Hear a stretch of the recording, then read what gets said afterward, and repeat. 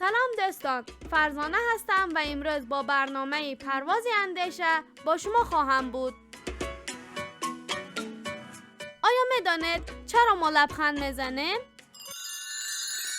ما لبخند میزنیم تا خوشحالی و رضایت خود را نشان دهیم.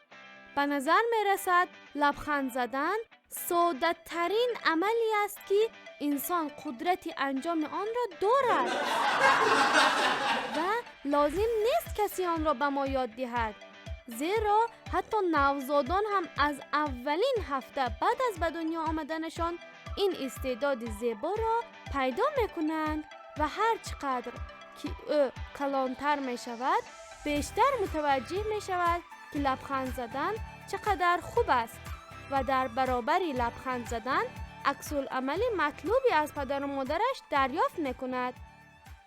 هنگامی که نوزاد 5 ماهه می شود یاد می گیرد که چطور باید بخندد.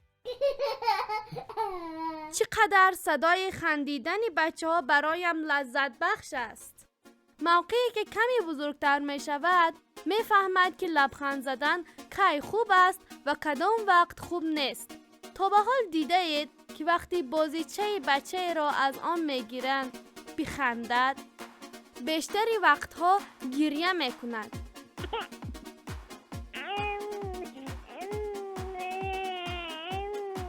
برخی از دکترها بیماران خود را تشویق می کنند تا آنها بخندند و شاد باشند. چرا؟ زیرا لبخند زدن برای سلامتی مفید است. می دانید که برای اخم کردن و ترشرویی 43 موشک چهره با هم در یک زمان فعال می شود، اما برای لبخند زدن فقط 17 موشک کشیده می شود.